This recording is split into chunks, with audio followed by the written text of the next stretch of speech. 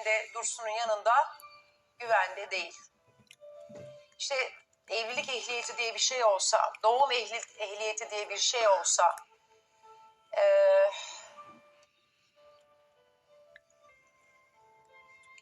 yarın görüşmek üzere sevgili seyirciler. Kendinize iyi bakın. Allah'a emanet olun. Hoşça kalın.